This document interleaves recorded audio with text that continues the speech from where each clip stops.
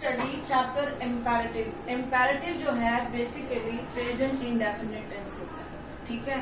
Present indefinite tense के अंदर तो हमें सिंबल मिल जाते हैं ताहा, लेकिन इम्पेरेटिव के अंदर आपको सिंबल नहीं मिलेंगे, आपको एक टोन मिलेगी, क्योंकि इम्पेरेटिव के जो सेंटेंसेस हैं वो टोन में बोले जाते हैं। हम दिन में बहुत ज्यादा इम्पेरेटिव सेंटेंसेस बोलते हैं, जैसे खड़े हो जाओ, बैठ जाओ, ठंडा खाना मत खाओ, ठंडा पानी मत पियो, है ना। हम इस तरह के बहुत से सेंटेंसेस यूज करते हैं, तो ये क्या है, इम्पेरेटिव। इनको हम कैसे पहचानते हैं, इनकी टोन से। तो वो टोन कौन कौन सी होती है, आपको या तो रिक्वेस्ट मिलेगी सेंटेंस के अंदर, ऑर्डर आदेश, कमांड का मतलब भी क्या होता है, आदेश, है ना।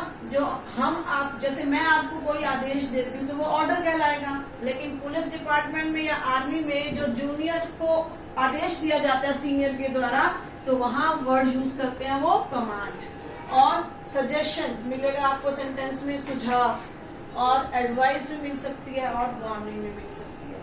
सजेशन का मतलब सुझाव और एडवाइस का मतलब भी एक तरह से सुझाव ही होता है, लेकिन दोनों में फर्क क्या होता है, जो आपको सजेशन मिलता है उसको आप मानो या ना मानो, बट अगर आपको किसी चीज की एडवाइस दी गई है तो वो मानना जरूरी होता है। जैसे डॉक्टर एडवाइस करता है, अगर आप डॉक्टर की एडवाइस को फॉलो नहीं करोगे तो आप ठीक नहीं होगे, है ना। लेकिन जो बड़े लोग हैं हमेशा सुझाव देते रहते हैं, अब तुम्हारी मर्जी है, वो तुम मानो या ना मानो, है ना। दोनों में थोड़ा सा फर्क होता है। और वार्निंग, चेतावनी, अलर्ट करना किसी को, है ना। अब देखो इसके 3 रूल्स हैं। First form of the verb, जो पहला रूल क्या है, first form of the verb. Present indefinite का भी क्या रूल था, पहला first form of the verb, है ना। इसका सेकंड रूल है don't plus first form of the verb. अगर हमारा सेंटेंस इंपेरेटिव नेगेटिव है तो उसमें don't plus first form of the verb use होगा। और जब हम किसी बात पर जोर देते हैं, एम्फसाइज करते हैं, तो उस समय जो रूल लगेगा do plus first form of the verb. जब हम किसी बात को जरूरी कह देते हैं कि ये काम जरूर कर लेना, तो वहां डू आता है, ठीक है। अब देखो प्रेजेंट इंडेफिनिट टेंस में आपने सबसे पहले सेंटेंस क्या पढ़ा था, तुम जाते हो। तुम जाते हो की इंग्लिश आपने क्या सीखी थी, यू गो। तुम जाते हो, यू गो। अब मैं इस सेंटेंस को जब टोन में बोलूंगी, कैसे बोलूंगी, तुम जाओ, है ना। एक टोन आ गई ना, तुम जाओ, तो उसकी इंग्लिश क्या है, यू गो। उसकी इंग्लिश गो भी हो सकती है। इम्पेरेटिव का जो सेंटेंस है वर्ब से शुरू होता है, वर्ब पे खत्म हो जाता है, अगर वो सेंटेंस ज्यादा बड़ा नहीं है। अगर सेंटेंस में एक्स्ट्रा चीजें आ गई तो वो ऑब्जेक्ट के रूप में वर्ब के बाद आ जाती हैं। और दूसरा, इसके अंदर 2 ही प्रोनाउन काम कर रहे होते हैं, आई और यू। तो इसके अंदर यू साथ साथ चल रहा है। तुम जाओ की इंग्लिश यू गो भी होती है, खाली गो भी होती है। आप इसके साथ यू लगा दोगे तो चलेगा, बिल्कुल करेक्ट होता है। अगर आपने इसमें नहीं लगाया तो वो क्या है, वो इम्प्लाइड है, लेकिन सेंटेंस के अंदर मौजूद है, ठीक है। अब प्रेजेंट इंडेफिनिट टेंस में आपने 6 प्रोनाउंस को लिया था, I, you, they, we, he, she, है ना। तो इम्पेरेटिव के अंदर केवल आई और यू होते हैं, इसमें दे, वी, ही, शी का रोल नहीं होता, क्योंकि इसमें 2 लोगों के बीच में बात चल रही होती है, एक बोलने वाला और एक सुनने वाला। बोलने वाला, जैसे मैंने कहा खड़े हो जाओ, है ना। अब सुन तो आप रहे हो ना, चाहे वो सिंगुलर हो या प्लूरल हो। यू सिंगुलर के लिए भी यूज होता है और प्लूरल के लिए भी यूज होता है। तो इसके अंदर सिर्फ 2 प्रोनाउन होते हैं, आई और यू। तो तुम जाओ की इंग्लिश यू गो भी करेक्ट है, ओनली गो भी करेक्ट है, यू इसमें इम्प्लाइड है। आपकी मर्जी है, इसको लिखो या मत लिखो, मुंह से बोलो या ना बोलो, लेकिन यू साथ साथ सेंटेंस में होता है। फिर मैंने लिखा यहाँ से जाओ, अब इसकी इंग्लिश क्या बनाएंगे, गो फ्रॉम हियर। और दूसरा क्या हो सकता है, यू गो फ्रॉम हियर, है ना। हम बोलते समय जब टोन में बोलते हैं तो हम तुम को यूज नहीं करते, लेकिन इम्प्लाइड होता है सेंटेंस के अंदर, ठीक है। फिर मैंने नेक्स्ट सेंटेंस दिया, नल चला दो।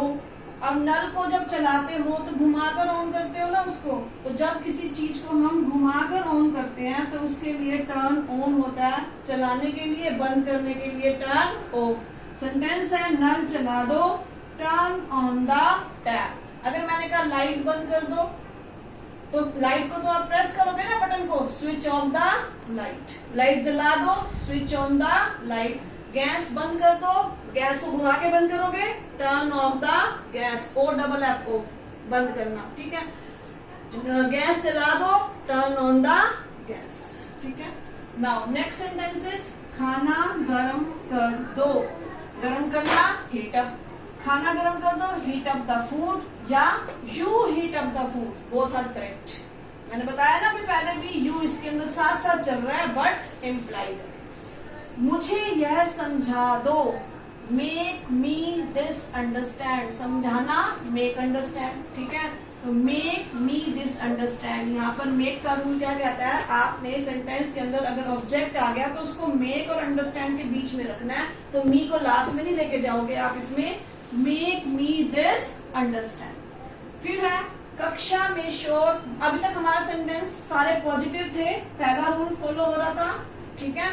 अब हम सेकंड रूल को लेंगे, कक्षा में शोर मत मचाओ, नेगेटिव, और इम्पेरेटिव में मत की इंग्लिश क्या होती है, डोंट, ठीक है। डोंट की होती है, प्रेजेंट इंडेफिनिट में 2 हेल्पिंग वर्ब होते हैं, मैंने कहा इम्पेरेटिव प्रेजेंट इंडेफिनिट टेंस है ना बेसिकली, लेकिन उसमें तो 2 हेल्पिंग वर्ब यूज होते हैं, डोंट और डजंट। लेकिन इसमें हमने केवल डोंट क्यों लिया, क्योंकि इसमें 2 ही प्रोनाउन वर्क कर रहे हैं, आई और यू, बात सामने वाले को बोली जा रही है।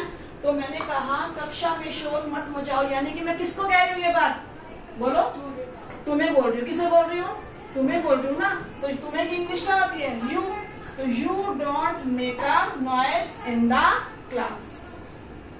देर रात तक टीवी मत देखो, यस, बोलो इसको, क्या लिखा है, don't watch TV till late night. Negative sentence है और नेगेटिव सेंटेंस डोंट से शुरू होगा, उससे पहले आपको यू लिखना है तो लिख लो, that is also correct.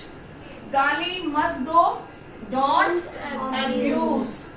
Nonveg मत खाओ, डोंट ईट नॉनवेज। अब आपको पॉजिटिव और नेगेटिव दोनों सेंटेंसेस क्लियर हो गए। अब थर्ड रूल है do plus first form of the verb. अब देखो, जब प्रेजेंट इंडेफिनिट टेंस में जरूर वर्ड आ जाता है तो उसकी इंग्लिश या तो डू लगती है या डज लगती है, लेकिन इम्पेरेटिव में 2 ही प्रोनाउन है, आई और यू, बात सामने वाले को कही जा रही है, तो इसलिए वहां पर डू आएगा, क्योंकि यू के साथ डू ही लगता है।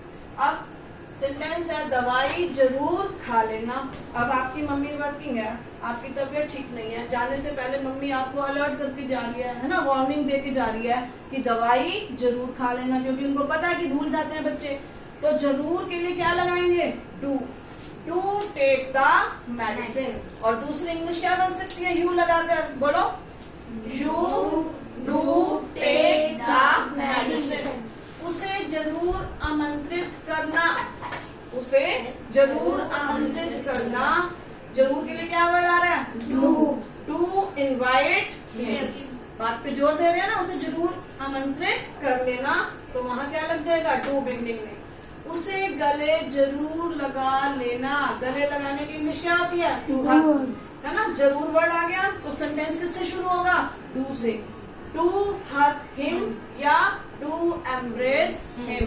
गले लगाना हग भी होता है, गले लगाना एम्ब्रेस भी होता है। हग जब सेम उम्र के व्यक्ति मिलते हैं, एम्ब्रेस जो आपके पेरेंट्स आपको गले लगाते हैं, तो वहां क्या लगेगा, embrace. Have you got this chapter? Now speak with me. Yes, आपने यहीं से शुरू करना है, ठीक है। Yes, start. तुम जाते हो, यू गो, तुम जाओ, यू गो, और गो, यहाँ से जाओ, गो फ्रॉम हियर, और यू गो फ्रॉम हियर। नल चला दो, टर्न ऑन द टैप, खाना गर्म कर दो, हीट अप द फूड।